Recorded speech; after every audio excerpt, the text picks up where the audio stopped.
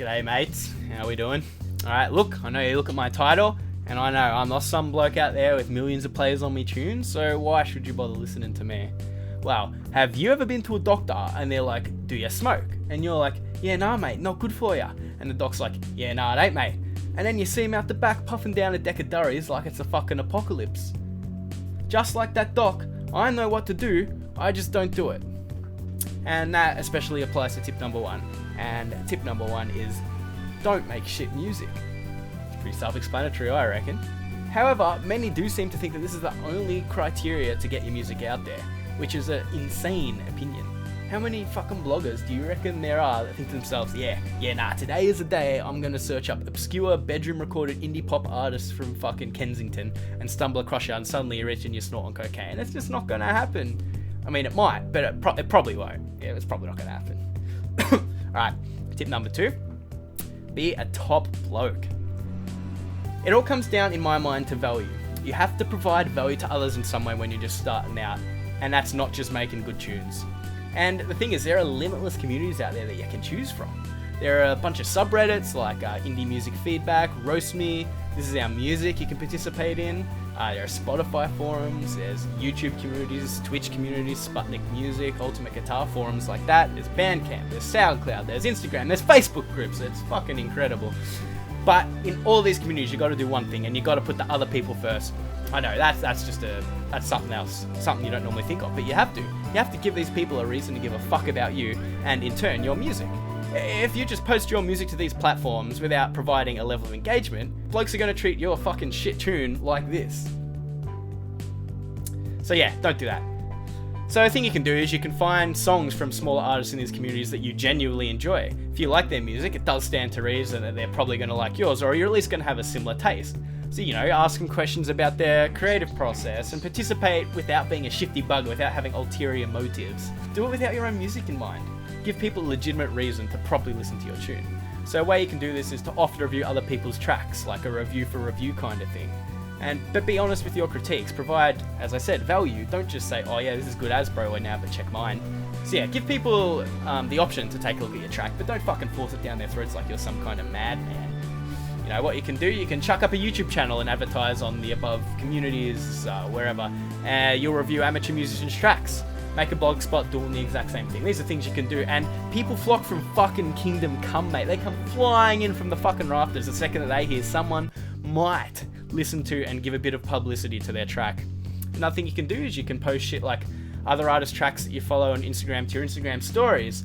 You tag them in it, and you're continuing to build that community environment. But, of course, the problem with all this is it takes fucking time and effort. Going through other artists' shitty music can be fucking exhausting when you've heard the same shit over and over again. But, mate, you just keep going. You keep pushing through, and eventually you might break through. This method might not get you as many plays as paying $50 to a fucking snake oil pusher's gonna, but you don't want plays at this stage. They're pretty much meaningless. You want fans. You don't want plays, you want fans. And you want these blokes who are going to come back to keep listening to your music because they know what you're going to put out. So, yeah. My next tip is be a crafty bugger. Resources, mate, they're everywhere. And as much as we do hate to admit it, influencers and playlists do play a very big role in getting your music out to a broader audience. If we've begun to follow tip 2, we should have a few fellas genuinely keen on our tunes, and that's something that comes into play with this tip too. So obviously the first thing is you can get lucky and you just get accepted into a Spotify editorial playlist and then bang, you're good. Check a couple of buttons, fucking sweet. But beyond that, it can be hard just to get on the big playlist right off the bat. Alright, so these curators don't want to chuck your tune onto a playlist? Fuck them then, mate. Become a curator yourself. Make playlists within your genre of music and go around advertising that you're accepting submissions on the community sites we talked about before. Like there are a few subreddits, like Spotify playlists, Tune Monk's another example, those kind of things. And you can begin to craft a well-balanced mix of popular tracks and the lesser-known tracks. So this gets people listening to your own music that you've obviously put onto your fucking playlist unless you're an idiot, as well as a bunch of the community's tracks and a bunch of good tracks that kind of fit with your style. For example, I kind of did that with one of mine. You can see it here. I mean, it's not a fucking whole lot of followers, but I didn't do a huge amount of work on it. I kind of just updated a bit, and it's better than nothing, mate. It's better than nothing. Next up, we got the 4th tip. Don't be a fuckwit. It's a good one. It still just comes down to providing value, especially if we start off looking at the smaller playlists. when you're pitching yourself to playlist curators, whether it be via Instagram, Facebook, Twitter, or whatever, they're going to want to get something back in return. Adding a good song to their mix is just one aspect of it.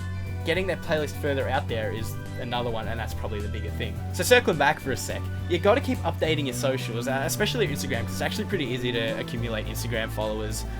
You just got to be consistent and make posts, provide content, use a few hashtags related to your genre and music, and make sure to genuinely comment, post, like, follow people in within those hashtags. And don't just do random shit like, yo, that's fire, hit me up, DM. Like, it's fucking dumb.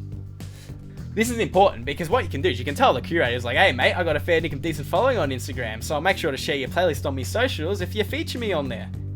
You know, I scratch your back, you scratch mine. It's pretty simple stuff. Like, you know, even if you have something that is appealing to these curators, mate, they're fucking busy.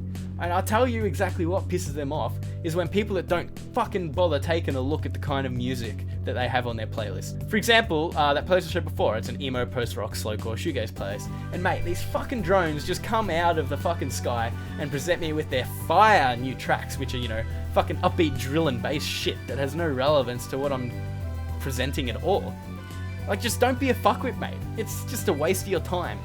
Nobody is ever going to put your song on a playlist that is a completely different style to what your song is. The thing is, if they do end up curating a playlist that does suit your style later down the track, they're going to remember you and tell you to get fucked. Here's a great example I came across today of prime fuckwit behavior. These blokes were posting links to their music in the fucking comment section of an ad on Facebook.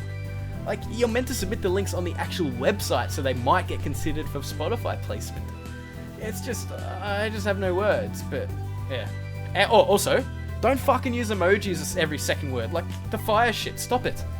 Stop it. Alright. So now we know how to not be a fuckwit. But we don't know who to not be a fuckwit to. That is to say, how do we find these people to annoy? Which brings us to our final tip. Mate, fucking use Google. It's a piece of piss finding relevant, and I fucking repeat, relevant places for you to send your music. Alright, starting off, if you want playlists, you can go back to some of the communities I mentioned earlier, like the Spotify forums, the Reddit playlists, or individual genre subreddits, which often have like automatically curated playlists by a bot or whatever.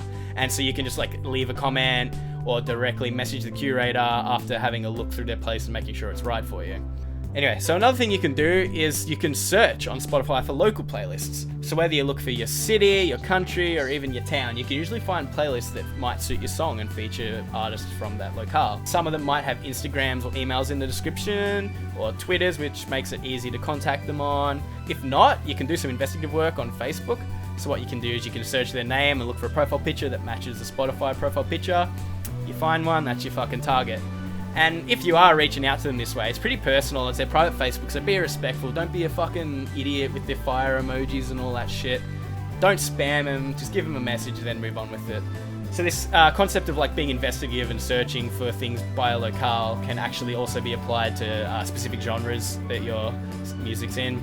So for example, start pretty specific. So like you can fucking go with something insane like Australian jazz-based black gaze alternative indie rock, and keep moving out until you find something more generic, which might end up being shoegaze or indie rock or reverb-based playlists. And a good place to find these kinds of playlists is Chartmetric, which has a free version you can sign up to, and you can kind of scroll through genres based on engagement, how many followers, when they were made, how many songs they have, and so on.